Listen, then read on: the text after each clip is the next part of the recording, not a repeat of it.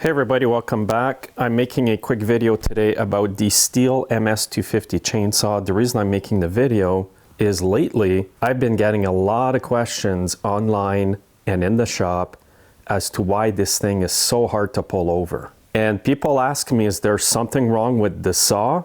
And 9 out of 10 times my answer is no. The reason is this little saw has a lot of compression for its size, and it does not have the easy to start feature. It's not spring loaded in here, so you get the full brunt of the compression when you go to pull it over. And here's the inside of a recoil for Stihl MS250. This is quite small in here. The radius is quite small. So basically maybe what you might call it, the gear ratio is not done properly, and that also adds to why it's hard to pull over. I'm not the engineer that designed this saw, but I can tell you for sure it's not your saw that is the problem. 99% of the time, it's because it's heavy compression for its size.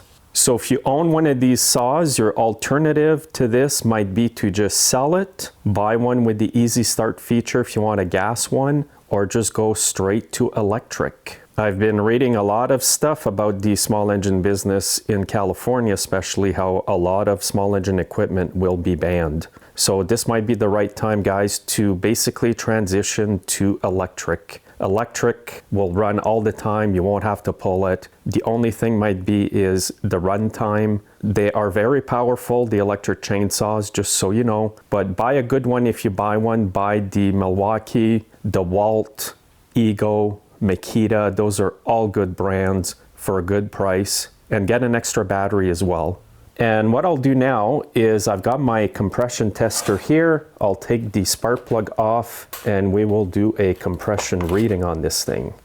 Okay, I've got it screwed in there, and I'm going to pull this saw over with the choke off, throttle wide open. Man, there's so much compression, it just basically came with it. Okay, here we go.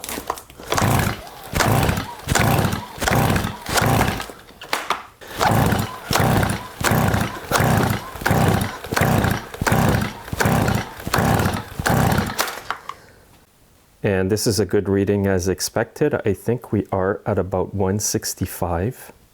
So 165 PSI for this saw is great. A lot of saws will run on a lot less PSI than that.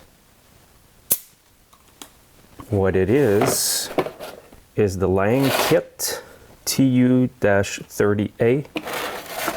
I bought this from the Snap-on truck. It's an awesome compression tester kit, guys. It's got all the adapters and the hoses to plug them in, and you can just plug them in right into your tester. The tester part here, all these different lines just pop right in. It's so handy. Now what's happened over the years is I've had customers come in with these saws, they couldn't pull them over anymore. And it's difficult to tell a customer, look, maybe you just don't have the strength anymore to pull them over. So I've ended up selling a few of these saws for my customers because they just went ahead and transitioned to electric.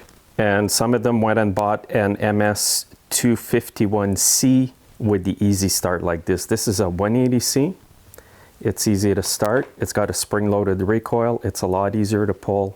So those are your options, guys. Thanks for watching. And remember, it's probably not your saw that is the problem.